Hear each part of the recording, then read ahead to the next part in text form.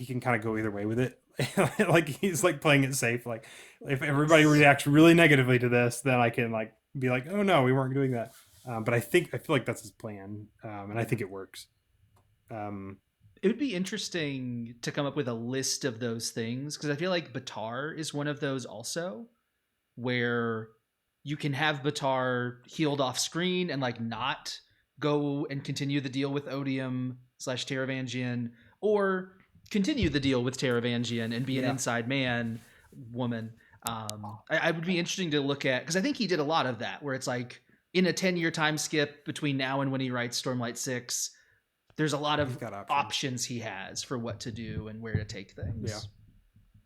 I kind of don't Um, think with Batar that he could, just because there was nothing else to her in this story. It was all set up to then be like, I set it up, but then there's no payoff. Like I feel like there has to be something there. But on the page, like you have to like see her like yeah, turn either you'd around have to on see her Odium. turning against Odium, or you'd have to see her fully committing to Odium. But you can't just like because she's only in I think one chapter in Wind and Truth, right? And it's Mm-hmm. her agreeing to Oh, work with Odium. So then it would be really weird if that was just sort of like a random chapter and then nothing ever happened with it, I guess. I yeah. sort of feel that way though about Venli. Like I'm not really sure why Venli was in this series, Oh, to be honest. I like Vinley in this book. I She's like Vinley. fine. But like she needed a whole book herself. Like she ended up not I mean, she does some important stuff, but like She she didn't really get a whole book because Navani kind of stole it, which I'm not like I'm not opposed to because Navani was great. yeah. The flashbacks are pretty weak for Vinley. Yeah. So I don't know. I wish that had like worked better, but I don't. I like her as like this. I like the role she plays. I guess. But I'm sympathetic to her. So Yeah, I know I um, would agree with that. I just think that like when you think of all the other characters for like is especially because Brandon keeps putting her forward as like she's supposed to be a main character like Dalinar and Kaladin and Shallan, and she feels not quite on that level. Like, or not yet. Maybe she will be in like the later books, but yeah, I liked her chapters in this book because like speaking with the stones and the chasm fiends is super fun. I liked her. She has like two chapters just like walking through the chasms where like not much happens, but it was just so fun to be like walking in the chasms again after we haven't done that since Yeah. Words of Radiance, and it was just really like nostalgic to be like back in the chasms walking around. I guess. Um, so I just enjoyed that, and I thought her like idea was clever to trade the for Alethkar to like trade the land back. Very poetic that the listeners get um, their land back at the Shattered Plains. So that was fun. Zeth's flashbacks I actually don't love. Um, they there's some really good ones. The one where he like kills the guy with the stone is like one of my favorites that Brandon's written. And there's some other good ones in there, but a lot of them I feel like they tend to go on longer than they like needed to. Um, Hmm. and especially at the very end, with like the Civil War thing that happens, because like the big moment is like going to meet the voice, and then Yeah. after that it's just kind of all like falling action. It feels like you're just waiting for it to like finally get to that moment where he's truthless. Um, and I was also a little disappointed with like Shin culture in general. Like it wasn't like as like I don't know as exotic as I was expecting it to be. Hmm. Um, so there was that. Someone was asking. Edge Dancing Through Life was asking about pacing. Yeah, What was Will Stunkel, I think they were talking about the Tanner chapters, the Tanavast chapters. Could those have been Mhm. spread throughout other books? Could they have been a novella? The pacing, Agenda of Life was saying it broke the pacing of the book for them Oh, to suddenly have Tanavast as a part huh. almost. Yeah, I didn't mind that. I thought it was just really. I like that it like comes out of no like I was not expecting. Yeah, when that Brandon arch teased that hit, I was like, at "Whoa!" Nexus. Brandon teased this at Nexus. I don't know if you guys the yeah, I one of saw the Q that and in A's. that Q&A. Someone was like, "What POV would?" And he's like, "Oh, one in." That's what he was talking about. If you got one from Um, Tanavast, that would change a lot, wouldn't it? yeah, yeah. Tell you a lot. That Uh, reminds me of his Kelsier Ghost Bloods thing. Yeah. I like that they like came out of nowhere. You know, it was like not a thing you're expecting. It was not a thing that was like set up or whatever. It was just like boom, you're going to get this. And the way they're like written in all caps, Mm-hmm. um, the you know I God, you know the way they all start with like that, like Yeah. the slowly it actually changes, right? Like it changes from how he like describes himself. I love that and how Mhm. they're written. Um, that was really cool. My cousin's name is Tanner, so that kind of threw me for a little bit, and I was just like a weird moment where I was like, ah. So just when Ray starts calling him Tanner, it was like that kind of strange moment. Um, but yeah, I really liked Speaking all that stuff too. speaking of those flashbacks, what is your 1 to 10 chance that Eurydius, holder of reason, is in some way connected to Noadon, and that's how he vanished? I don't I don't think he is, but I've never that's the first I've heard that idea. I'm still playing around with Noadon and how weird his special palace is. So Because it seems. Oh, go ahead. Yeah, please. I think we've talked a so little bit about it before, but my my guess on Noadon is that Noadon is like a sprin that's been left behind the same way that like you had this Blackthorn sprin. mm-hmm. And so I think there's like essentially a Noadon sprin out in the spiritual realm. Not even quite a sprin, I guess, necessarily, because it's just like Yeah, the idea of him or whatever that's just still lingering.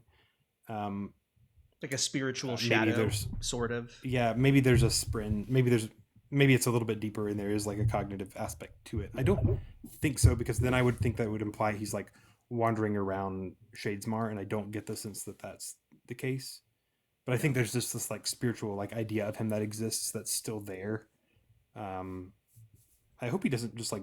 I hope he still matters because I like those like Yeah. weird little know it on chats. I don't know who else going to talk to him with Dalinar gone, but Well, he's Dalinar claimed by something, right? yeah. I don't know if that's really good. I know that you're like CJ, the idea Well, of I'm Dalinar pushing being it. slain by something, but I'm like, I think that that just might be like the the afterlife, whatever. I'm not sure if it I'm means just that we're saying, we've seen that described as like being pulled into the distance, and Brandon had the opportunity to have him pulled into the distance the way that Vin and Elend were, and he didn't do it. He could I have think done that. I that just really want Dalinar to like. My least favorite part of the book is the Blackthorn thing. That really irritated me, and so I think I was just like, could we like just let Dalinar's story be over and let his sacrifices be meaningful? I think it is. I think I've seen like a lot of people who don't think it is over, and some people like that, and some people don't.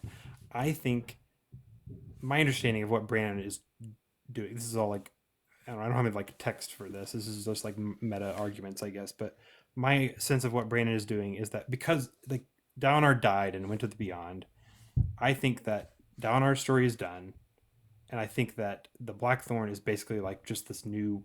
It's effectively like an unmade. I think, like it's just a new like Yeah. cool bad guy to like do some evil stuff with. I don't think that he's going to like. I really hope he's not gonna like have to like redeem the Blackthorn because it feels like we literally just did. Right. It would be like Downer's story all over again. Like there's no point of doing that. And so my impression is Downer died. Downer's story's done. He was redeemed. You know, he did his thing, and the Blackthorn is just like it's a thrill. Like it's just a nemesis to like for Taravangian to do to I don't know. He'll show up in some Elantris 2 or whatever,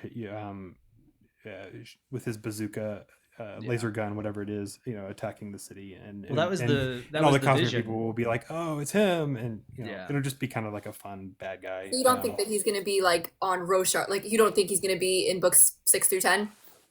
I think he has to. Like, I think he'll come back, but I think it will be in the capacity of like this, one of the unmade or something. You know, that's just kind of an evil nemesis for them to like Right. fight. I don't maybe Adolin like that's his like final boss is like defeating the the Blackthorn. That's what I'm not crazy about because I liked the fact that they kind of end on a good place and to just go through the whole rigmarole of like, it's my father, but it's not my father. It's just to me is like Hmm. so uninteresting. But I guess I'm like I'm sure Brandon will do it well. I'm sure it'll be fine. But I think I was just it was the same. I'm still very conflicted about how I feel with the whole Carbranth thing. Um, I It was sort of is like it is Yes. a wild ride watching people love the scene where he takes Carbronth right. and then the whiplash where they come because like on a lot of the discords I'm on, people will spoiler tag as they go through the book, and so they'll respond to Taravangian wiping it out, and then they'll come back up 50 chapters later and go, wait, what? I've seen a lot of people who I've seen people pretty split on it. I don't know like what the consensus is. Yeah. I don't like. I thought it was really like wild that he destroyed it, and I just thought it Yeah. was like it made him very scary to me. And so then when he still Yeah. has it, it's kind of like, oh, you're not that scary. You're a softie, and it was just Yeah. it makes him less scary to me. Yeah, I don't know. I'm saying like I'm even in myself I'm very conflicted about it because on the one hand I totally agree with you, Josh, but then like my mom is reading the book now and she just got past that scene and she was like, "Oh, so he's just a complete hypocrite and he's just a one-dimensional bad guy." And I'm thinking, I really wonder what you're going to think about this at the end. Yeah, Yeah. Like I so think it she might has, work for her. right, Yeah, like it does might add work some better. dimensionality to him. It does continue to make him the I'm not as principled as I say I am. And I think that's been true of him the whole book though, because like the minute he got power, he did not save Roshar. He continued to progress the war and do all these awful things. I could see going back to Dalinar, I could see three possibilities. One, I'm totally fine with him being in the Beyond. Like that makes sense. It's logical. I did love there was a comment about how Evie and Navani are going to have to fight each other once they both get to the Beyond, whatever that looks like. Two, I could see him hanging out with Noadon because I really do like to believe that Noadon's city is a similar city to Carbranth. That Noadon left Roshar, walked away from being king, as is described in the Way of Kings, and the epigraphs all talking about walking away and leaving and all of this. So I think he left in a literal sense, and like all the people interacting with him are like real people, similar to Carbranth, and that he pulled Dalinar in to that same city and he gets to have a respite the same way that Kaladin does. And then it's just like a mentor figure. Like I'm fine with them to just be the next time somebody gets yoinked in, it's Dalinar and Noadon and they're hanging out with whoever gets pulled into there. I would also be totally fine with that happening and then he's able to take up the Shard of Justice when it is reformed and Honor is ready to understand what it means. Like that would be an interesting thing 5 books later for Dalinar to be like, "Oh yes, you are now ready to be the Shard you should have been, and I can take you up." I like both. I like all three of those. I'm equally happy with all three possibilities. Do you think that Noadon is a Brandon insert character? Oh, Like he wrote the Way of Kings and he's the one kind of giving advice to all the to Dalinar. I don't know, like I just kind of came in my head. I was like, he kind of sure. like I was thinking, I was like, oh, it's sort of, Brandon. I don't think actually it is, but it'll be fine. Maybe like who he wishes he was, because I feel like Wit is like the most Brandon insert character. Yes. I had a great random interaction at a local store called Box Lunch, which is like Hot Topic, but not goth. It's like preppy nerd type stuff, geeky culture. It's a wonderful store. It's a wonderful store because they sell things like this. Obviously not Stormlight. They sell like Disney and anime sweaters and cardigans and things like that. But the worker was like, "Wait, is that Jezreel's honor blade?" And we talked for a few minutes, and he talked about how one of his friends is reading Tress after having only read Stormlight, and they're like, "This narrator is so. It reminds me of Wit." And their friend was like, I wonder why. Well, people are so perceptive. I have a friend who's reading Mistborn for the first time, and so I was texting her about like, who do you think is the Khandra? She was like, I think the Khandra is another Khandra, and I was like, how did you figure that out? Like that's so cool. There's some people, and she also is kind of figuring out the like Zane Vin earring connection. So like some people are. I have like none of this. I'm just whatever's on the page, but people are really perceptive. Yeah, I was really mad that I missed the Oath Pact being reformed in this book. I had not comprehended that you could change the purpose of the Oath Pact. And because I hadn't considered that, I was like, well, no, I don't want the same thing to be done again. That sounds awful. Therefore, you can't reform the Oath Pact. Therefore, Kaladin won't be a herald. But the minute that I like swap that in my brain, I'm like, oh, okay, cool. Yeah, no, I get it now. We can do something new. I've seen a lot of people really rejecting the Oath Pact stuff. How did y'all feel about the Oath Pact soft magic shenanigans? So to conceptualize the complaint, it's basically I don't understand how the Oath Pact works, and then now we're just able to protect the Spren with the Oath Pact. I don't like it. So that's the complaint that I have seen a few times. I didn't say a lot. I've seen it several times on Reddit. What were y'all's thoughts? I'll go first because I think I have fewer thoughts. I think I really liked it, but more because I liked the emotional aspect of it. Like I wasn't too concerned with the mechanics because I don't understand most of the mechanics anyway. So for me, as long as it like works emotionally. So the idea of Kaladin saving the Spren and becoming the Herald, like that all worked. Um, and I don't know if I really thought about the idea of the Oath Pact being reformed, but I always in my head thought that like Paladin becoming a herald was a possibility.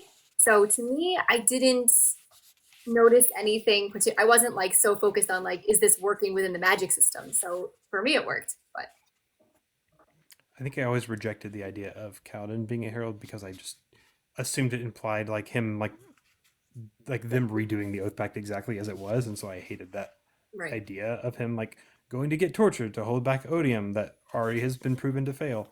Um, but no, I think that this is fantastic and it works for me. I think I maybe wish that the wind had been set up and there was like a little bit more with like the wind and the relationship with the Sprin and like what's going on there. Um, I'm a little bit confused maybe on how like the cultivation-y Sprin like are involved in that. Yeah. It's a little bit soft. I think that Brandon tends to use soft magic more than people like imagine he does in their minds. Like there's tons of like bondsmithy stuff that's just like, oh, and then they did this magic, and you're like, sure, that's like whatever. You're like, of course they can. And Mhm. to me that was what this was, and it works great in the story. So I don't like I didn't even really question it. I don't know. I think it was explained well enough with like this is what Braze does, and like obviously the Oath Pact is a very kind of loose thing of high magic-y kind of oh we bind these things together and it makes them get stuck here and it holds it puts a fence around things and okay we can change what we're putting the fence around so like Yeah. I can buy that. Yeah. I think also maybe we should like walk through it. So Kaladin does this because once Odium takes over, right? There's no more Stormlight, which means that all of the Spren are going to be drawn to Odium. So in order to prevent that, Kaladin reforms the Oath Pact to protect the Spren. Is that like if you had to give like a very loose overview? I think so. I don't think the Stormlight is related exactly. Like Odium takes on honor as well and becomes retribution. So now like he has authority over all these things, and so as like a being with authority over that investiture, he pulls the Stormlight back to himself because he doesn't want them to have it, and he also wants to pull the Sprint back because he doesn't like them either. I guess um, doesn't want them undermining him or whatever. Wants the power for himself to be able to use in Yeah. other ways, and so then they do the Oath Pact to sort of hold those things so that he doesn't have access to them. Right. Yeah. So have we? Did we see? Also, just question here. Did we see anybody who still has a Spren that would? Because we know that there's no more Stormlight. So, Shallan is in the cognitive realm, so that doesn't really count because it's a different thing. Kaladin is on Braze, so that's a different thing. Is there any? Are like there's still Spren around on Roshar, or I'm pretty sure. okay? Yeah. For some reason, I had an impression that there would be like fewer Spren, but I don't think there's anything that actually says that. Zeth's wife in Wind and Truth, she talks about a time when before the heralds and Spren left. Um, It's about the Radiant Sprint though. I have to dig up the epigraph. Yeah. Okay, but I mean like There's a, the radiant sprite. Like I'm talking about like let's say I mean still that's what I'm saying is like I don't remember any of the other characters. Like let's say okay Ivory for example, is he still around? Yeah. I mean, I think if he Yeah. wasn't, there would have been a comment that he wasn't, if that makes any sense. yeah, like Pat. Yeah. I see what you're saying. Yeah, I think they're still there. I think the regular Sprint are still like are present. There is some line about like how like the Sprint are not as like that. It's kind of ambiguous, but I read it as like Radiant Sprint bonds not being as common as they were Yeah. before. But my impression when I was rereading it was that the Sprint are still like more or less normal. Maybe they are. Maybe they're not as common as they were, but I think they're still around. Like all the anticipation sprint and whatever else. Right. Um, Right, but no, I was specifically mentioning like the radiant. the radiant, yeah. I That's think those right. are Sorry, all it's the definitely wind still and there. heralds that have vanished. That was the phrasing. There is some line that, but I have to dig it up. I mean, also, actually, now that I think about it, I think we do actually see Nodum at the end, right? And he's technically a radiant sprite, although he's not bonded, but Yeah, that'll be interesting. Yeah. Nodum and Ox as well, both of them. Ox is there. Well, right. Sigil tries to like chat with Bienta. what's her Bienta. face, his friend, and he's Yeah, around. that's another. Yeah, so that's something I've seen people asking about. Do we think he's going to rebond a Windrunner sprint or an Honor Spren and then leave them again, or does he have some Wind Spren that are like sort of attracted to him? Because in Sunlit Man, he says that he sees both kinds of Spren emerging as his armor. I wonder if I it's think sort of so. like what happens to Adolin, where Adolin had the Sprenner, he doesn't either have a radiant bond, but the armor Spren come to him too. So There are some like wind sprint following him, or implicitly Okay. following him in his last chapter, and so my impression is like Kaladin. I noticed this after Yeah. reading this book. In Oathbringer, Kaladin has like lots of moments where like there's wind sprint around him, or like he's like it seems like he's like sort of making Shardplate show up, even though he's not Yeah. quite there yet. And so my impression is like when you get close to the fourth ideal, like they're sort of there, like ready for you when you do. And so I think the fact that they're like following him off the planet gives me this impression that like when he gets his bond with Ox gets to that level and he has Shardplate, like they would just be like, oh, we want to be part of this too because you're a Radiant now, even though he's not a Windrunner.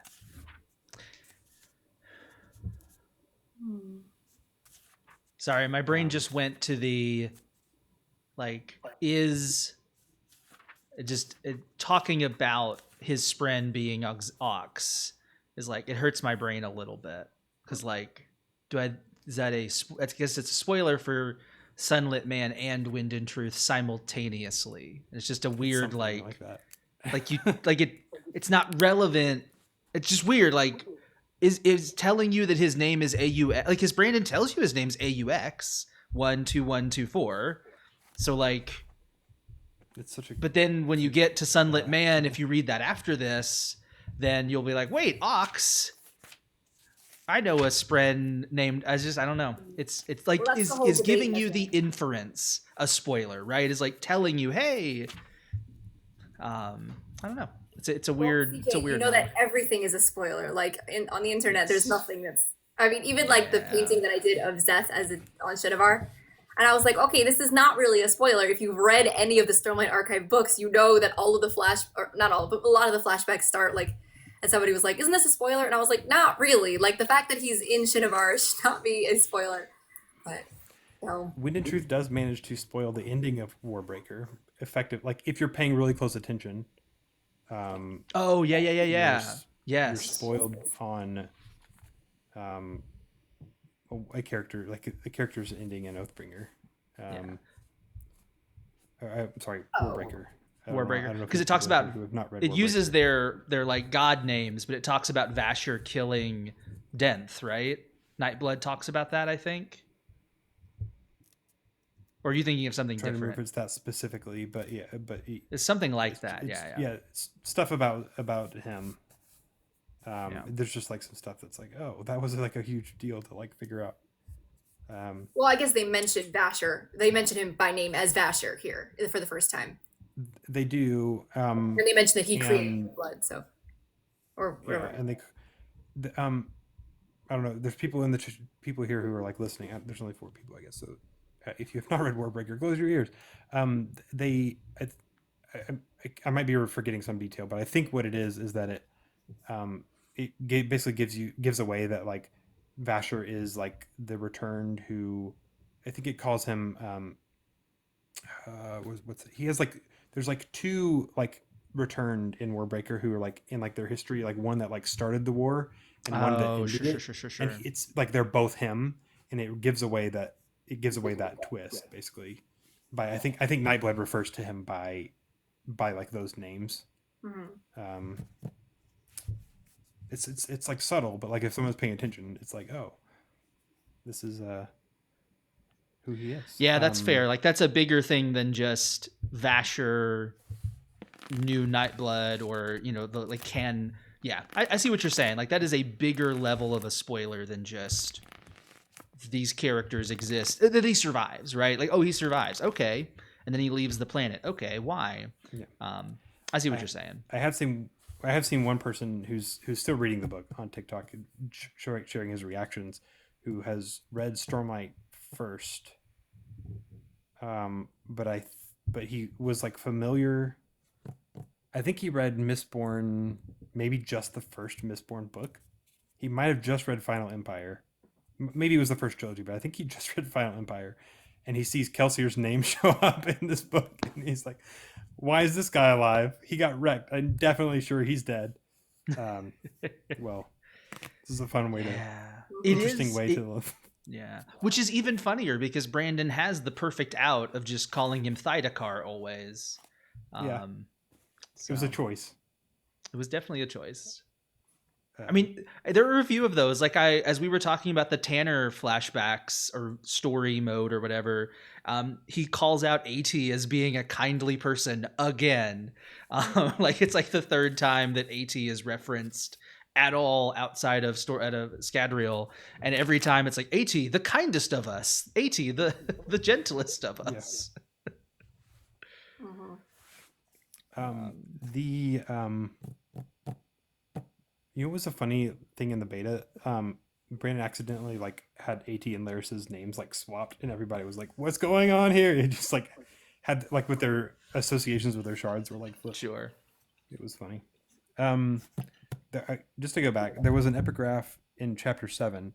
However, the wind did not think like a person does. This should not surprise anyone who has familiarity with a sprin, though such things are less common now than they once were. I think that's what you're thinking of, where it's Yes. kind of like it might be referring to like all sprin in general, but I think it also might just be talking about like, um, I don't know, like freely having these like relationships with sprin to talk to them to find out that they think in Yeah. weird ways, because like regular like mundane sprin They don't don't think. not think Yeah. like people, because they're just sort of animals. Wouldn't it also be that like anybody who, well, I guess the difference, I guess it depends on if we're talking about like the emotional spren versus like the more the sentient spren, the radiant spren, because wouldn't they all be in Eurythero at this point? Basically, if you are a radiant that's still around, Yeah. you have to be in Eurythero. So maybe that's also why, like, if she's still in Shinovar, although we know that she has like contact with Yasna, so we're not really sure about that, but um, it seems Do you like think in the wider world, you're going to come across Radiance less often and Radiance Spren. Yeah, ironically, the unoathed have plenty of contact with Spren, right? So, Yeah. because they can talk to their Spren, presumably the same way Adolin talks to Maya. There's there's not as much like motivation, I imagine, for the Radiant Sprint to like make like the whole point of like these bonds was like to fight Odium, and like that's kind of like done now. So I don't know, like there's probably not like new Radiants showing up very often. at this point. Right. Connected to that, do you think that Retribution was able to pull Stormlight from the perfect gemstones? The like what lasting integrity has, right? The reason I ask is we still have the death rattle and the story about men with light in their pockets coming from across the ocean. And so I have wondered if that's what that will be. Men with light in their pockets will be perfect gemstones coming back during the book 6, 7, whenever. I'm skeptical that it being perfect means he can't access it. So I'm skeptical, but I guess it's possible. Yeah.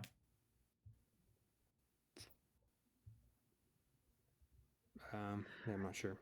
I just want to know what that reference is then, right? Like, what does it mean for the men to come from across the sea from the origin, right? They're supposed to come from the origin with light in their pockets. I don't know. Well, how many death rattles do we still have that are unanswered? Like a lot, or there's gotta be some. I haven't really looked at them. Yeah, it's my next project. I want to go through each one. So many. I mean, like the vast majority of them were answered by chapter titles. Yes. Yeah. But yeah, I think there's some that are out there. Yeah, I mean, it'll be very interesting to see if we get a subversion on the broken one reigning. 3 of 16 ruled, but now the broken one reigns. This certainly feels like the divided one, the broken one reigning before when 3 of 16 ruled. But always possible that Brandon twitches it around later.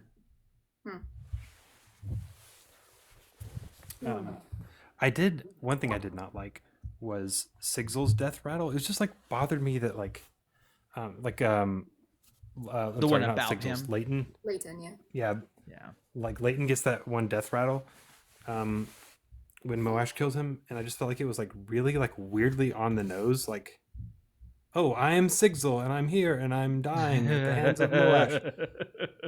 Like, we've never like gotten one that was like, they're always way more like cryptic than that, and so it was like weird to me. That I was like, why is he just spelling it out? It's really weird. But then we don't actually get the resolution for that. And then it doesn't happen. Right. So maybe that's what's cryptic about it. That's what's kind of. Yeah. Yeah. It's. I mean, it's a huge question, right? Of, did somebody change the future, or is that a later thing where they come into contact? Well, maybe like what do you think about the whole Moash thing? Because I think that some people I heard saying that like Moash was barely a thing in this book, which I honestly wasn't surprised by, because I think that there's a longer game for him. I still don't think he's getting a redemption arc, but I think there are a lot of people that still think about that. So like, what do you predict for Moash going forward? I don't know what to predict for Moash going forward. I would have thought that he would have like a bigger. I would have thought that he was going to face off with Kaladin in this book, because to me, like, Kaladin and Moash like are clearly like there's a confrontation happening between, like, you can't. So it was weird when he shows up in Sigzel's thing and he's like not associated with Kaladin at all.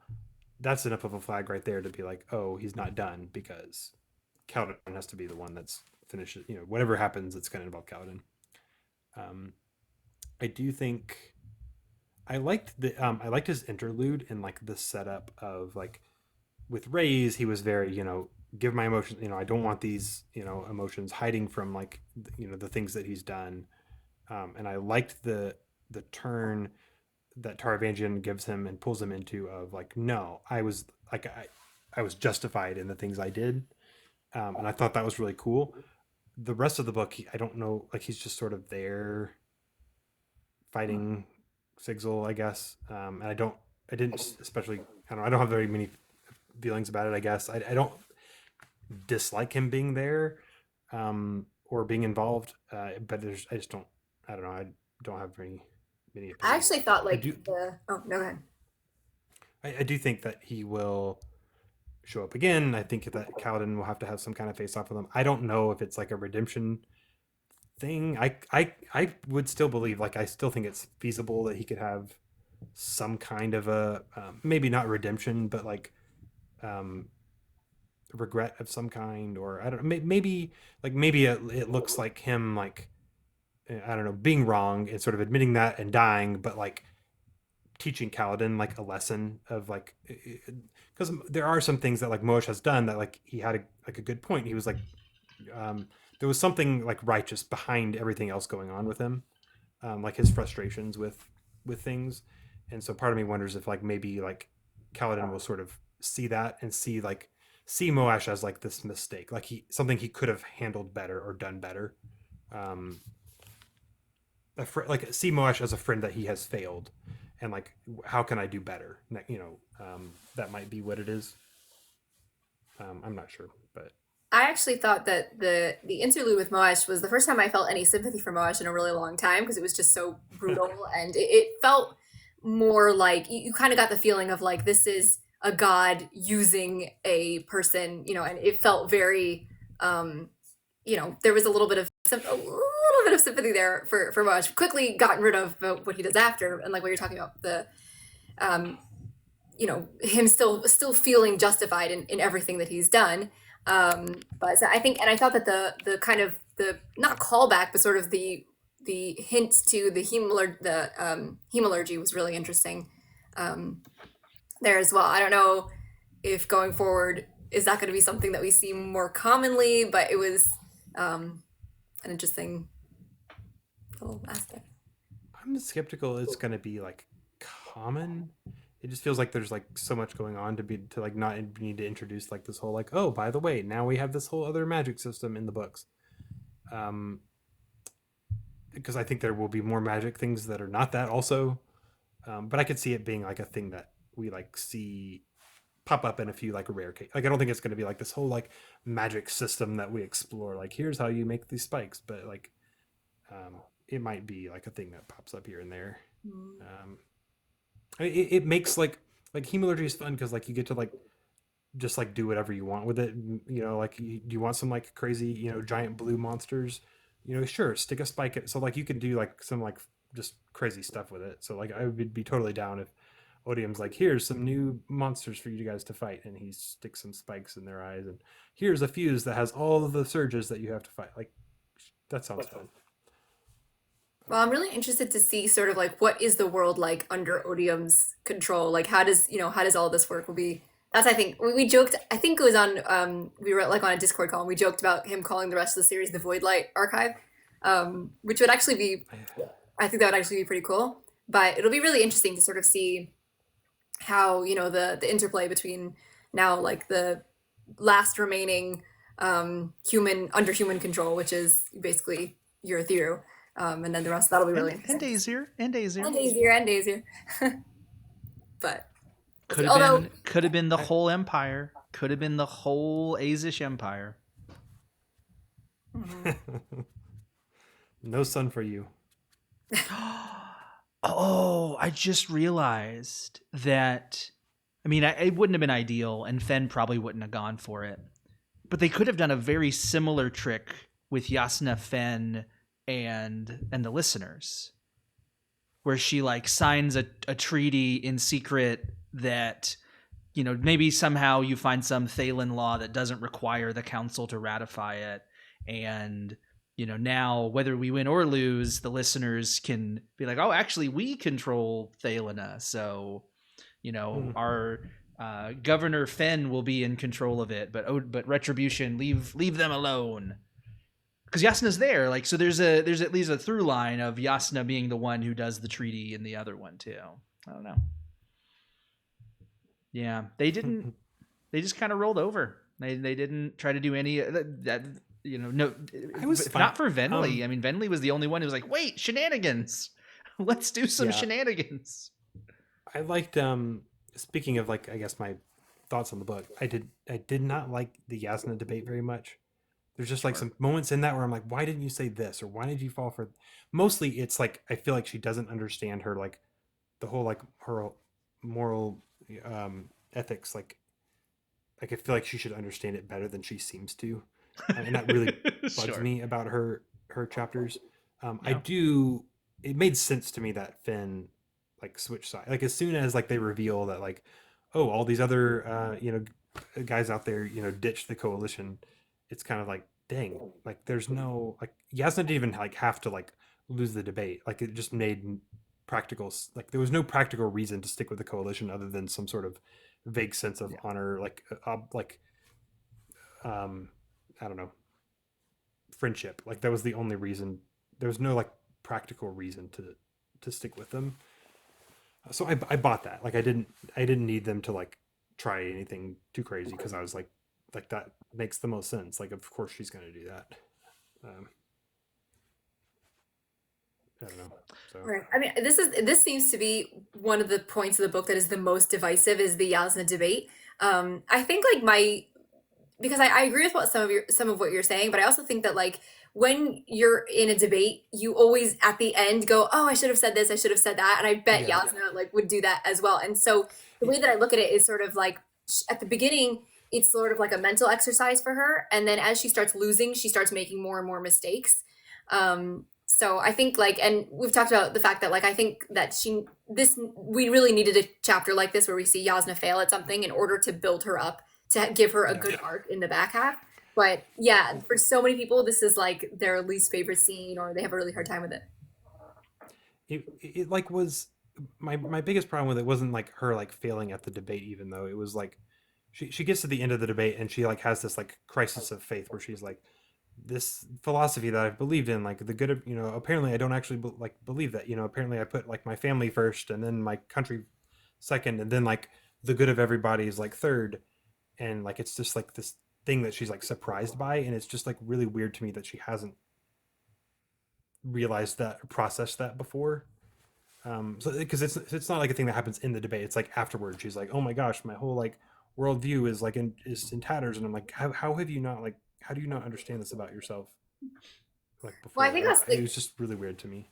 I think like Yasna's one of those people who like maybe thinks too much for their own good. It's sort of like I can't remember who it was one of the like old philosophers who like posited that like it's impossible to move because in order to move you'd have to like be already moving or so I can't remember the whole argument. And then like one of the other philosophers like got up and moved around to show him how stupid. It's sort of like if you think too much, you just come up with these stupid arguments, and then it's like okay, fine. You can sort of reason yourself into stupidity, I think, and that's sort of Yasna does this sometimes. Where like, yeah, she's like you're saying, where she's like, oh my god, my whole worldview has changed, but it's like, no, it hasn't. Like you've known this all along. You're just thinking too hard. Like you need to just like stop thinking for a second, and you'll be fine. I will say my number probably if I had to point to like one thing in the book, like not like big picture, but like one moment that I'm like, this I don't like this.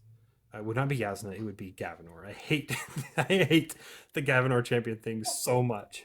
It just does not work for me It like must have in any way killed you when whatsoever. we were talking about this before the book came out. It probably was, yeah. Yeah, I was dying inside. I mean, it like twists it a little bit like that. It's like, oh, he's actually older, but like it Yeah. doesn't help to me. I just don't like it at all. It's It just like not an interesting like philosophical question to me. I'm like, no, kill him, throw him off the tower, and be done. You win. Like you win. Like this makes no sense. He picked Odium. That sucks. That's tragic. You can cry about it afterwards, but that's what you have to do. And I I just do don't think care. I think if it had just been the moral, oh, I don't want to kill Gavinor, I'd agree with you. I liked two pieces of it. One, I really did like Taravangian going, hey, kind of to the reader, you all wondered how I was going to fix this fight so I won. No one ever thought about how I was going to fix this fight so I would lose. Like make it so easy that Dalinar is just guaranteed to win. The other piece that I really liked was that because Dalinar is then faced with this choice, he looks for the third way and then realizes the fourth way, which is, oh man, even if I kill Gavinor, like it doesn't actually help. It's actually going to hurt Roshar and everybody for this cycle to continue because he's just gonna like Odium's just gonna get the time that he needs. So in some ways, like it was because of that nuance of even if I wanted to, it would be wrong to kill Gavinor because it would hurt Roshar. Yeah. So I liked it for that reason. And that's what saves it for me, the fact that like it doesn't matter.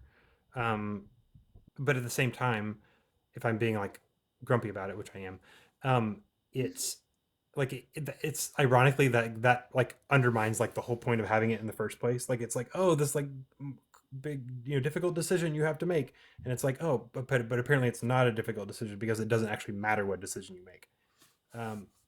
So like it makes it better, but it also like undermines the purpose for it being there in the first place, which frustrates me. But yeah, no, I like, like I don't know. People have had this idea for years, and I was always like, no, this is a stupid idea. But if Brandon does it, then like I'm sure he'll find a way to like make it like interesting. And I read it, and I was like, no, you didn't. You didn't make it interesting.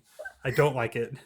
I'm glad that it didn't like that didn't matter, and it was because I do love like the giving up the O's and retribute, like that was fantastic. I love Dalinar flipping the table, and Yeah, that I was really think cool.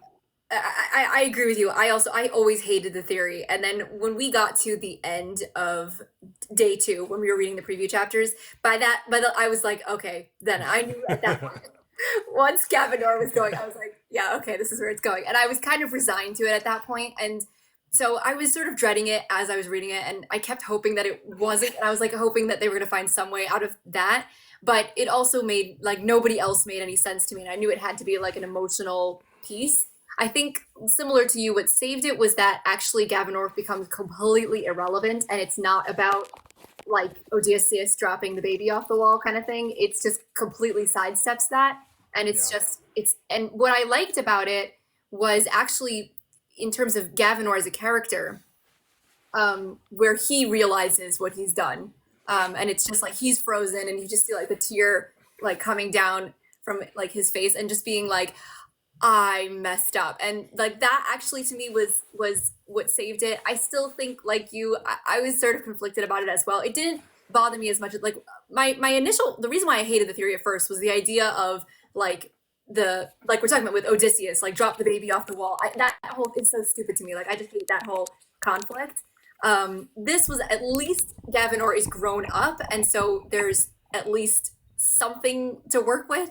It's not just like kill this innocent baby. Like I don't know. To me, that was just always like not gonna work. So it worked a little bit better for me. But and I'm really interested to see where we go forward with Gavinor. But yeah, I would agree with you a lot on that point. I I think that um, some people I've seen are like excited about like because now Gavin gets to like be a character in like the next book, so like maybe there's something interesting to work with there. I'm like nervous that he'll show up and I'll just be like bitter the whole like every time I see him like, oh, you're the kid that ruined the ending. No, but I don't know. We'll see what happens with him. I yeah, I don't like it very much, but I was actually that's really what it enjoying is. Gavinor as a character, and I had all these hopes and dreams, but and all of them were dashed as soon as he went into the spiritual realm. But I um, would say that's the stranger writing choice, right? You now don't get to have Gavinor grow up, and that kind of stinks. yeah, I liked the idea, like you're saying, Shandel, of watching him wanting to be with Grandpa and play swords and wanting to be with Lift and all these things, and now he is 20 years older and it's just done. So much trauma though. yeah. Yeah. Um, no, yeah. Yeah, wait till we get Brandon like changes direction and we get a Gavinor flashback book with so it's all like spiritual realm, like awful.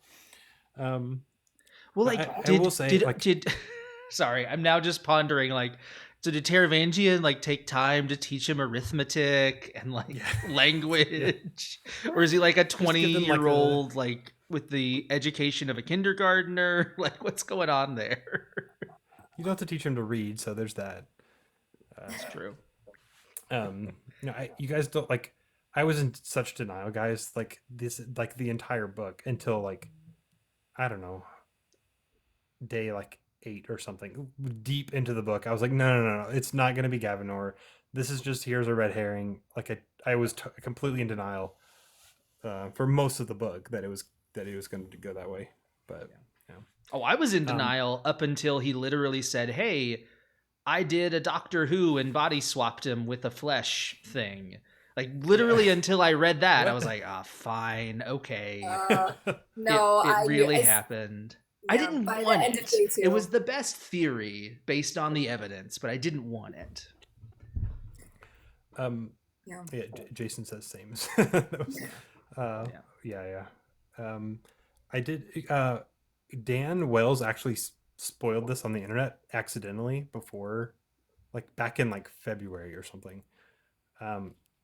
There's an Intentionally Blank podcast where Brandon and Dan are talking, and they're talking about this D&D campaign they played back in college, and you might have watched it, and they're like, oh yeah, we did.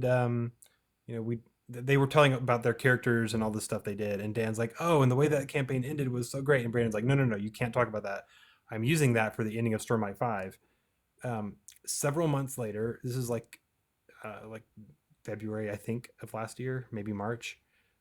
Dan Wells is like at this gaming convention thing on a panel, and he starts talking about this story of like, oh, back in college, I was on this, we're on this campaign, and it ended, like he just completely forgot, like this is like a thing he's like not supposed to talk about, and there were enough details to like realize he's talking about that one that on the podcast Brandon told him not to talk about, and it was the like the premise was had this D&D campaign, and like they got to the end, and for whatever reason, like their party had to like decide if they were gonna like sacrifice this child or not. Like that was like the thing. So it completely was like, this is the baby champion. Like this is what it is. Yeah. And so we, for like whatever it was, like 10 months on Reddit at least, were like flagging every post, any post or comment that mentioned Gavin or baby champion was like getting flagged in case somebody mentioned it, so that we could go and like shut the conversation down so that like people didn't start talking about it. Wow.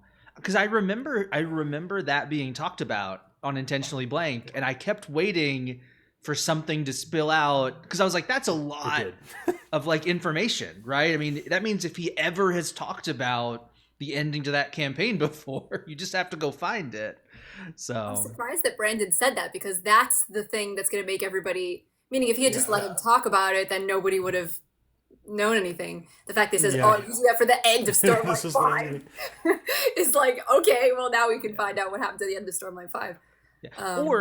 Or as a fun aside, I don't know if they know about this, but there's this thing called editors. You could just like delete that section of the podcast. Yeah. Like you don't have to publish everything you record. They probably left it in there because they thought, oh, the tease will be fun. People will be like, oh, what's this? Yeah. That's funny. I mean, I think like even as I was reading the book, and I was already pretty sure that that's where we were going, but I was like, the fact that Gavinor's just hanging around there, I was like, there's no reason to have this child hanging around with Dylan Arnavani if he's not going to be. It's definitely just a red herring. He's just there to make you think that's what's going to happen. It's not going to happen. I promise. Yeah. No. I think there's also a part of me that was just so relieved it wasn't Adolin. So sure. I mean, I never thought it was, but like there was a point where I was kind of like, oh no, maybe they're right, and then I was like, no, I'm gonna believe in my boy. So I'm glad I did.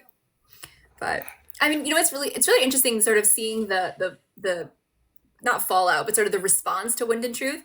And I've been noticing that the positive responses tend to be on like TikTok and Instagram, and the negative responses tend to be like on YouTube. Like I was scrolling through YouTube today, and I was seeing like, why Brandon admits that Wind and Truth failed, and I'm like, he did? Like where like, or like all these like reviews.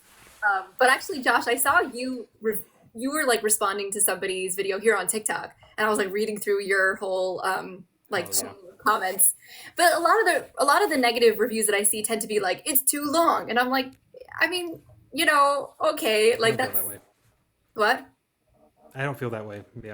Yeah, and it's so like it's really interesting sort of seeing the response to this book, because I haven't really seen anyone like I kind of said that I thought this was going to be a very divisive book, and I also think that like this is the point where people are either you're on board with the Cosmere or you're not on board.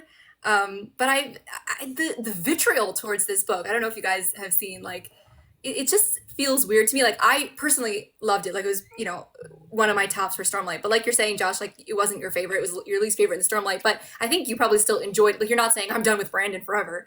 Yeah. Because I've gotten some messages from people being like, "This was awful. This was the worst thing ever." It's just like a weird polarization that is happening with this book in particular.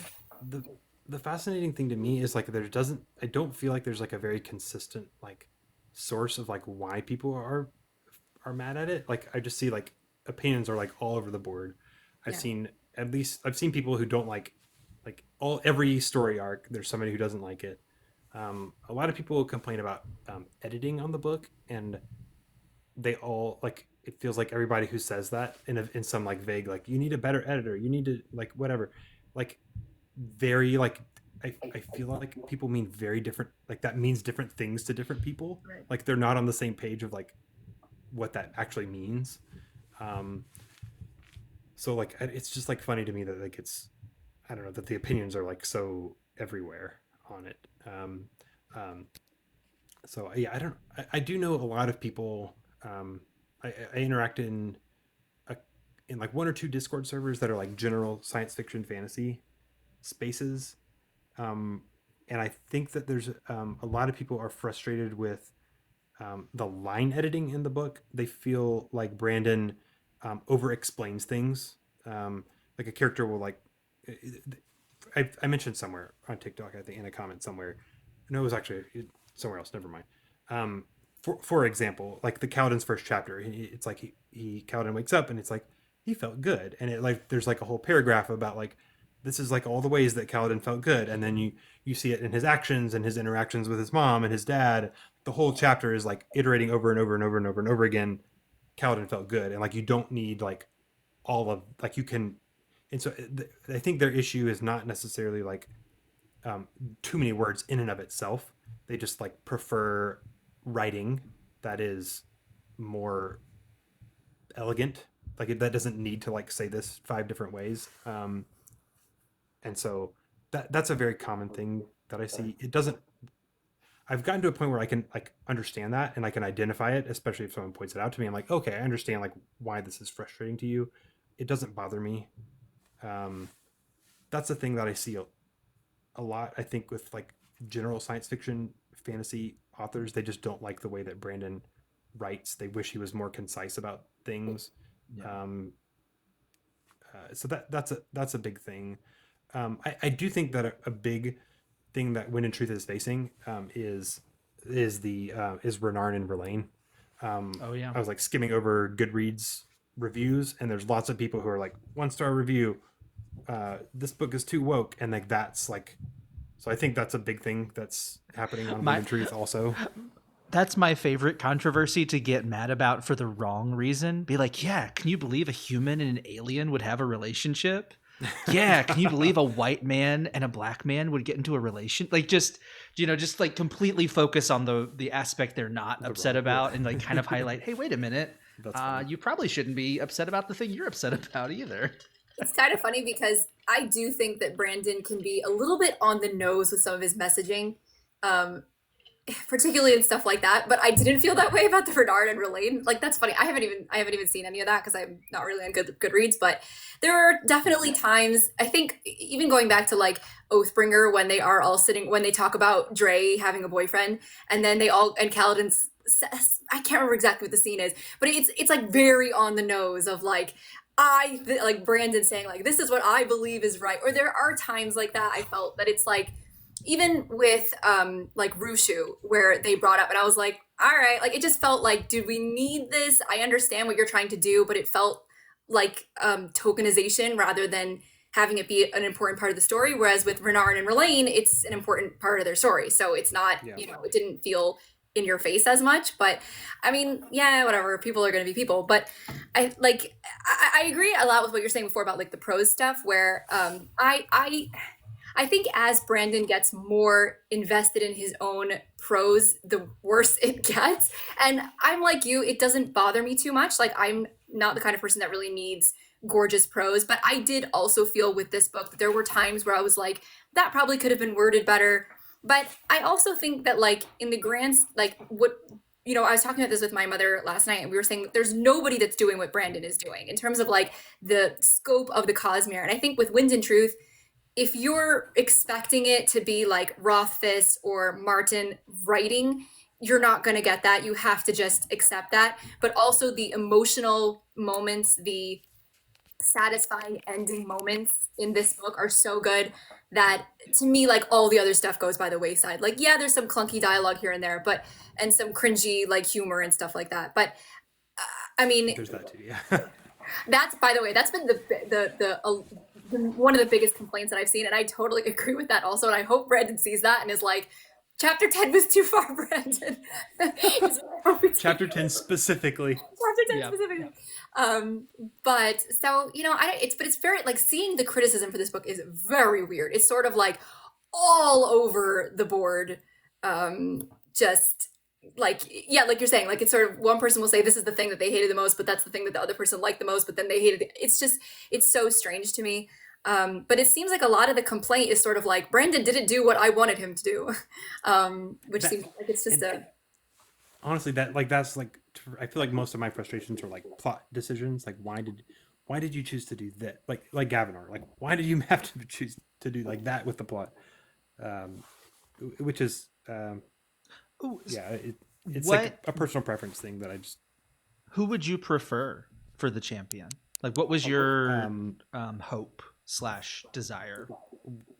Like if I was like Josh gets to like tell Brandon how he ought to write the book, Gavilar is my number one choice, because I think you get like all of like the juiciness of like putting Dalinar against like somebody that he sort of loves. Gavilar is like somebody that Dalinar really loves, and like seeing his brother like come to life again would be like, oh my gosh, like like. And you get like the whole thing with like Dalinar swore an oath he would never fight against his brother again, and so now Tower of Vengeance like, haha, you have to like fight your brother that you swore you would never undermine again. I think that like Dalinar there's I don't know, could go on and on about it. I think that like I think he would have been like a really cool like foil for Dalinar, in that he's always been kind of a cool foil for Dalinar, right? And you set him up like Gavilar has we've had all the prologues that have like set up Gavilar, right? And then he just dies and he's like done. And I would be like, how cool would it be if like he like does like the same like sprint, he's dead, I guess, but like I don't know the way this book works. Yeah, the Blackthorn thing. Whatever. I mean, just tweak you it could to where steal him out of the spiritual realm. I mean, Dalinar maybe interacts with Gavilar in the spiritual realm near the Rathalas vision or something, bumps him, and then Taravangian's like, oh, you interacted with him, and now I've unmade your brother into, my if champion. Brandon wanted to do it, he could have done it. And I just think it would have been like really like, oh my gosh, like we're like the prologues, like we're bringing Gavilar back, and Downer has to like face him, and it could still be like the same ending of like it doesn't matter, and yada, we're gonna do the retribution thing. Like it doesn't have to be like that different, but just like the shock of I think it would have made a more tense for me. It would have been a more like tense moment of like, oh my gosh, I actually like am invested in what Dalinar is going to do about this. Because to me, like Gavinor was like, no, like I didn't get like the emotional turmoil that I think I was supposed to. I think that Elhokar also would have worked. Yeah, actually, because like he steps out and he thinks that it's Elhokar, right? And if it actually was, because you've had all this history of like he was never going to undermine him, and he there was this like tension all the way through Oathbringer, of Downer sort of wrestling with trying to let Elhokar lead, but I'm kind of stealing it from him, and I think that like those characters would have been like everything that would have accomplished the same sort of moral quandary that like Gavinor was. They're not innocent, but like neither is Gavin. Like he chose to fight with Odium, so like Gavin, part of the problem is I know how much Dalinar like loves these other people, and like Gavinor was just like this kind of kid that sort of showed up and he like played swords with him that one time. Like this book, they like go, this book, he's like, oh, will you play swords with me? And Dalinar's like, no, we got like important stuff to do, right? And he just like ends up in it's Navani's the one that like finds him and like pulls him, back in, because Dalinar's like, whatever, like he'll, he doesn't know that he's there, right? But Yeah. And he just like is like so. I just like there's not enough of a relationship there for me to like care. Yeah. And so I think any like relationship that Dalinar like cared about, I would have been more invested in because I would have believed Dalinar's investment in it You know what could have been more cool? I'm than just thinking right now. Could have been if the champion was the Blackthorn. That I actually was could have just been. thinking that. Because That then could it's have been. like if you kill the Blackthorn, you become the Blackthorn. Mhm. And if you don't, then I have the Blackthorn. So like no matter what yeah. happens, I've got the That would have actually, Blackthorn as my yeah. That would have Cosmere been really champion. interesting, and that would have made me a lot more on board with the Blackthorn. And also the idea of like then Dalinar either destroying himself or not destroying, like that could have been a really Yeah. interesting moral Yeah. quandary type thing. Mhm. Um, you know, so but oh well, we didn't get that. Yeah, Brandon and that. it's I didn't like Avanar. I didn't like Yasna. I did the spiritual realm felt very like, oh, we're gonna like do spend all this time like investigating this lore and setting up all this history of what all this happened. And I didn't feel like Dalinar had enough very much of like a character arc um over the course of the book. And it was frustrating. Shallan felt the same. Like all these characters in the spiritual realm felt like they were on this like railroad, like from day two until like it was kind of like this is the path we're on. We got to get to the next token to get to the next vision, and they're just like following this trail for like half of the book, and it just didn't feel like a very like natural plot. It was like down. It was like Brandon said, "Oh, I want to get to show this and this and this, and here's like how we're gonna. This is the." It felt like I could like feel like Brandon's like hand on the page being like hand on the plot being like we're gonna go to here and then we're gonna see this important historical event and then we're gonna see this historical event, um, and meanwhile like there's not enough characters, so it was just like this very like railroaded plot. I did not like Kaladin and Zeth having to like get all the honor blades. It was very like Pokemon. We're gonna go to all the Pokemon gyms and get each of the badges from fighting. It's just like very like collect all the things. He mixed it up like well enough that it worked. Like I didn't hate it. Yeah. It was mostly fine. You got he fights one at the beginning, and then he goes to one, and Civi's dead, already dead, and they take his blade, and then he fights two at once. Like the Shazmar fight was super cool. Um, it just felt like dragged out like over. It also felt like dragged out over 10 days. Like it almost felt like they didn't need 10 days to like why aren't you guys flying around more? I guess there's like not enough stormlight, but it felt kind of contrived. Like, oh, there's not enough stormlight so that we can make it last 10 days. They just like walk a lot. I'm like, why you guys can both fly? Why are you walking halfway across Shinovar in 10 days? Um, anyways, it mostly theirs worked better for me, but it was a complaint. I kind of agree with the with Dalinar for sure, and I think that a lot of people have also said to me like that Kaladin doesn't get a lot to do, and Kaladin is more of a supporting character in this book. But I think that Dalinar's arc really ends in Oathbringer. He doesn't get much of an arc in Rhythm of War either. I think that Yeah. So with this book, like I would agree with you. Dalinar is a very exposition-y character in this book, and it's sort of like Brandon does the best that he could with a situation where he needs to get across a lot of information, and so he makes it as interesting as possible, but it does sacrifice Dalinar as a character in the within that. I think, and so I for sure I would say the characters that get the best and the biggest arcs are Zeth and Adolin for sure, and Nightblood, and Yeah, um, Nightblood. and then, but I kind of disagree with what you're saying with Shallan, because actually this was my favorite Shallan since Way of Kings. I liked I'm happy to hear it. yeah, because you guys know I'm very critical of Shallan, but I there were so many scenes with her that I think in Rhythm of War every time she popped up I was just dreading it. I just couldn't stand her in Rhythm of War, but here I really liked her confronting. First of all, I loved where she gets to find the resolve with her mother, which we all knew was coming, So good. but It that was was so good. I love that.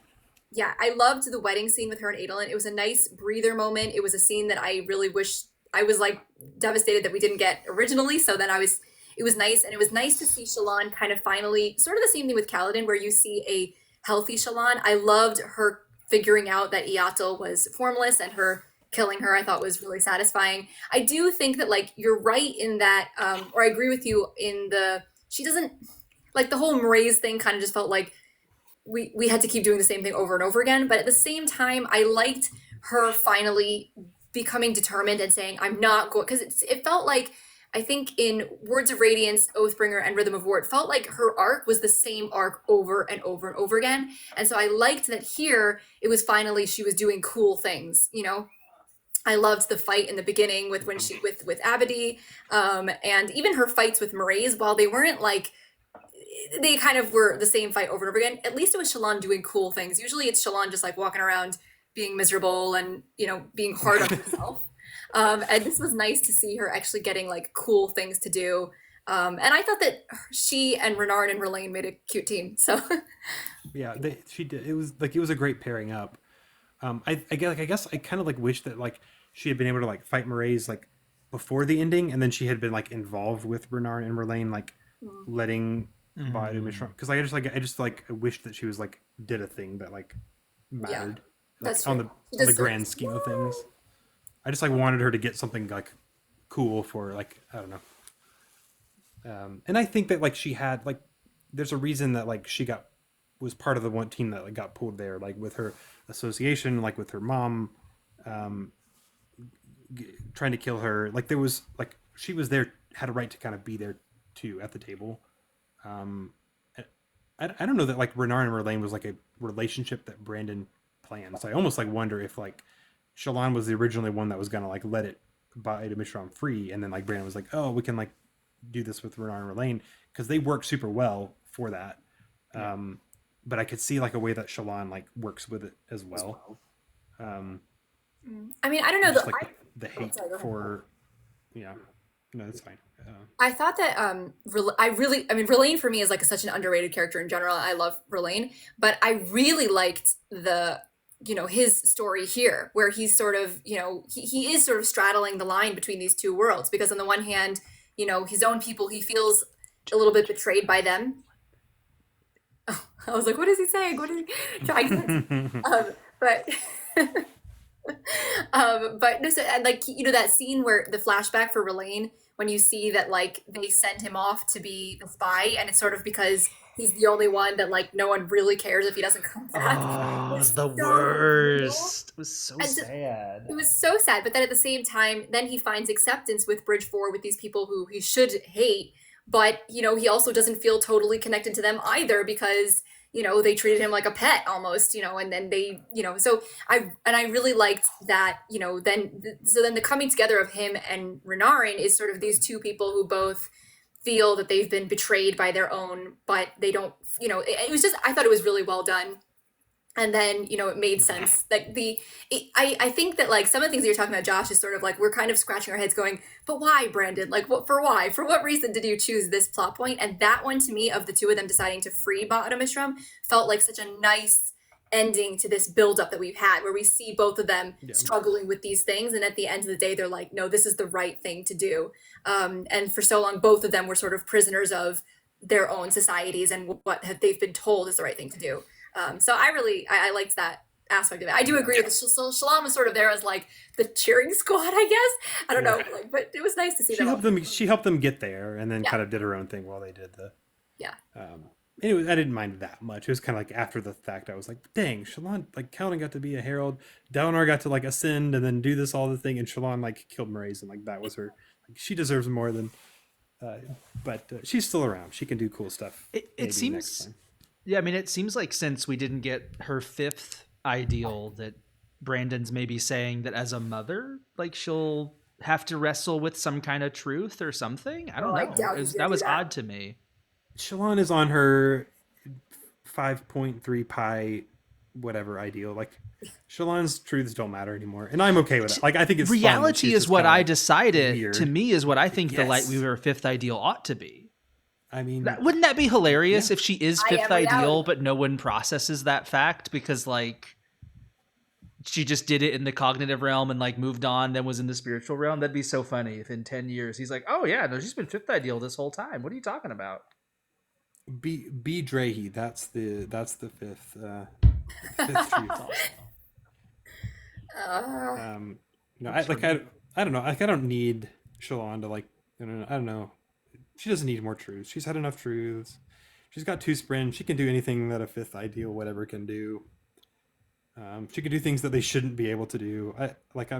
That's cool. I'm happy with Yeah. Do that. you think that do you think that when we okay, book 6 opens up, Shalon's still in Shadesmar, or she's back to I Avon? can see it going either way. I very strongly think that she's not leaving Roshar because I don't think Brandon wants like their kid to like age up asynchronous from Adolin. I can my gut says she's still going to be in Shadesmar, and book 6 will be her getting back. Like Brandon gave them this Sion so that they can chat with each other. Um, she's there. I don't know why the perpendicularity of the Shattered Plains is not going to be like open for business before Right. 10 or 15 years from now. But the vibe I get is no, she's going to be stuck there, I mean, and it's so heartbreaking. it is like it's super tragic, but she'll get out. It'll be book 6. She'll get back and she'll meet Adolin. It's going to be a fantastic scene. It's like it's so sad because we have such a lack of good dads in the Cosmere, and we finally get a guy who's gonna be like an awesome dad, No, and he's not even gonna know his kid like for 15. no, they've got the Sion. They're gonna have FaceTime calls every day. It's gonna be fine. It's gonna be sad, but like not like it's not gonna be that bad. Like he'll be involved. Yeah. I mean, Like I the kid will guess know. I don't think it's gonna be like, yeah. oh, the kid like doesn't even know you. It'll be like Yeah. he'll know his dad, and I could be wrong. Like maybe she'll get back. It was just a weird setup for me to like imply that she's going to be stuck there long term and give them a way to chat, and then I don't. It'd just be weird if like 6 starts and it's like, oh, and then they 2 years in she came back, and it just feels very like, oh, then Right. it wasn't as dramatic as you set it up to be. Well, I and could be wrong. I guess there's a little bit of the foreshadowing in the prologue where Kelsier is appearing as like a hologram, like a whole person through Seon. So it's like it's not even just FaceTime. It's like we're actually in the room together. Like now, yeah, let's practice Arcata, son. And it's better than not. There is a really funny line. I don't know if you've done in one of like Shalon's opening chapters, where she's like, "Oh, we've been stuck in Shadesmar so long." Like she's like, "I'm ready to get back to the physical realm. Like I can't. I would wilt in a place like this. Like I can't remember the exact line. That's funny. But it's pretty. On a reread, you're like, "Oh, Shalon, I'm so sorry." Yeah. At least she won't have to like parent alone because she'll have Pattern and Testament to help her. And Rock. Yeah. Oh yeah. For whatever help they'll be. I've had so many people who did not pick up on the Shalon pregnancy. Like people message me all the time and they're like, they didn't pick up on it. And I'm like, I don't, it was so obvious to me, but for a lot of people did not seem to pick up on being pregnant. That one was surprising. I thought it was incredibly obvious. Think about husband, hold like, stomach. the end of that- Think about how she's weaker than normal. Boom.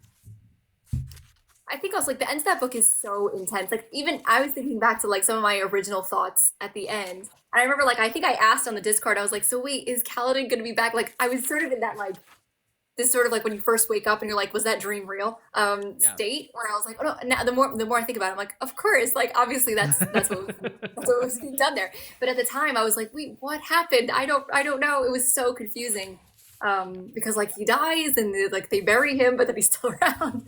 So anyway. Yeah. And I mean, some people thought Zeth married a child, so like all sorts of weird That's a really stuff. weird one. I mean, because that's so Brandon style to be like child bride. It's like a weird thing. Do you think we'll see Zeth? Or is that like he's done? I think Zeth will serve as a similar kind of well, he's got Nightblood, and Nightblood can give all the surges. So I think give Zeth 10 years of pasture rest, and Be ready to go. he'll be. I think he'll be, ready to fight again. I think that's kind of the message. Is like, oh no, we lost Josh. I'll need to hop off in a minute as well. So good timing. I think it's one of those things where it could go either direction, and I'd be equally happy with Zeth saying, I never want to fight again, and Zeth saying, I am ready to fight Thunderclasts and Unmade and protect Shinovar now that I have healed. But I like both. Like, both make perfect sense to me for Zeth's arc. And Yeah. similar to I kind of Kaladin, love- like, give him the rest he needs, get recuperation, and show me what it looks like for a fantasy PTSD veteran to come back in.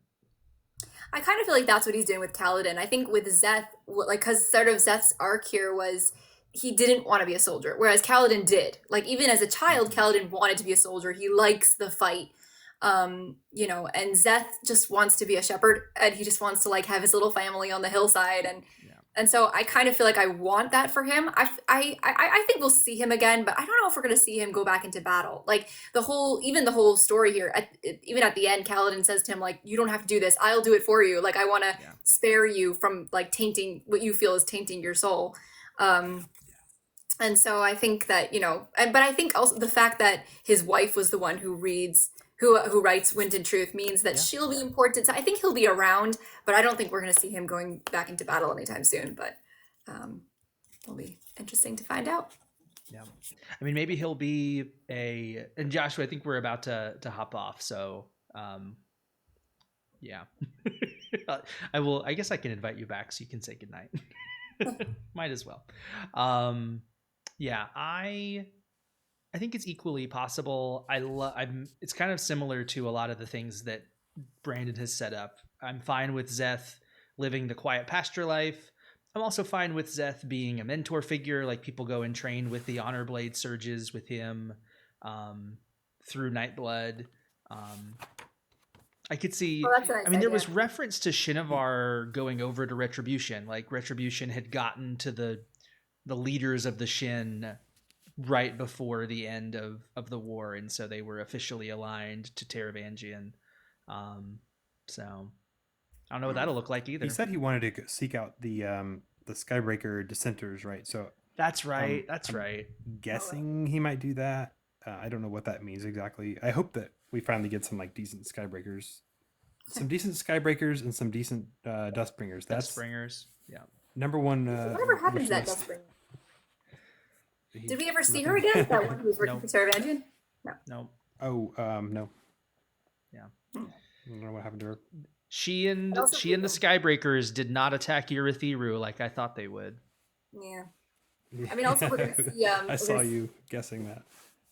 Lift. I mean, it seemed like a and- pretty big hole in their defensive plan. Like there are at least 2 orders of Knights Radiant that are not friends with Honor.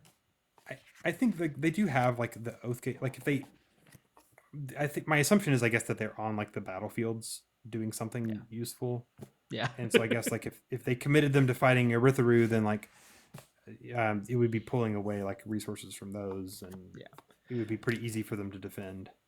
Yeah, I was listening to my wife go through part day 1 and day 2 again, and it seems like the Skybreakers stuck with the fleet going towards Thalena because they kept the Windrunners from realizing, oh, this isn't a real fleet; it's a fake fleet. So it makes sense. Like they had things to do.